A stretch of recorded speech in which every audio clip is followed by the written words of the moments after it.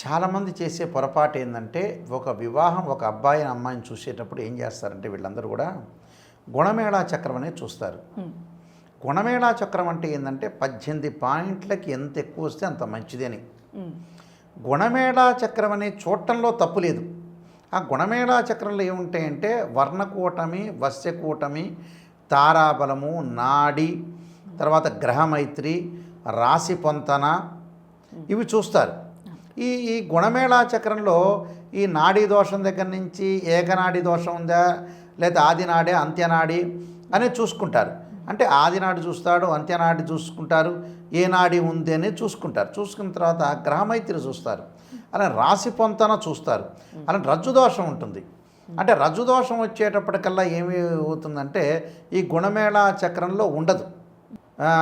Main ముఖ్యంగా దోషం కలిగింది అని అంటే ఏంటంటే మనకి శరీరంలో ఒక బాడీలో ఏదన్నా పార్ట్ బాగాలేదంటే దోషం అని అర్థం. అంటే వర్ణకూటమి ఒకటి ఉంటుంది, ఏ వర్ణం అని. తర్వాత వశ్యకూటమి అని ఒకటి ఉంటుంది. వశ్యకూటం తర్వాత మనం వచ్చేటప్పటికి ఏంటంటే తారాబలం.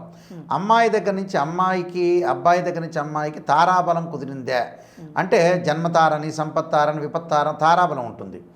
అలానే ఇక్కడ తారాబలం తర్వాత ఎంబటే గ్రహమైత్రి చూడాలి. గ్రహమైత్రి కలిసిందా లేదా అంటే ఆ రెండు గ్రహమైత్రి అంటే ఏమిటంటే నేను ఇందాక చెప్పినట్టుగా మేషరాశి వాళ్ళు ఎవరిని చేసుకోవచ్చు.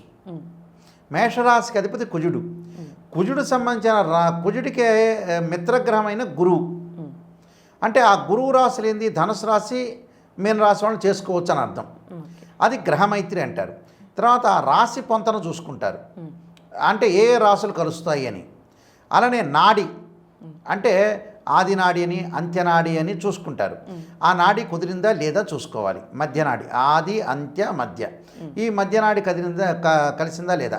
గణకూటం అంటారు, అంటే అబ్బాయి రాష్ట్రగణం అయ్యారా, అమ్మాయి దేవగణం అయ్యారా, మనుష్య గణం అయ్యారు. ఈ గణకూటం చూసుకుంటారు. గణకూటం చూసుకున్న తర్వాత ఇవన్నీ మనం చూసుకోవాలి. అంటే రాష్ట్రగణం అయిందా, దేవగణం అయిందా, నాడీ కలిసిందా. కొంతమంది పాదం కూడా చూసుకుంటారు, అంటే బంగారు పాదం అయిందా లేదా వెండి పాదం అయిందా, పంచలోహాల పాదం అయిందా అని చూసుకుంటారు.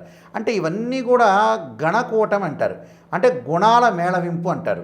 ఇది 18 గుణాలు కాగానే ఎంబట ఏం చేస్తారంటే ఎక్కడో నెట్లో చూస్తారు. వీళ్ళు 18 గుణాలు వచ్చినాయండి గురువుగారండి, 26 గుణాలు వచ్చినాయి, మా అబ్బాయి దగ్గర నుంచి 36 గుణాలు వచ్చినాయి, ఓకేనండి వివాహం చేస్తాం, చేసేసుకుంటారు.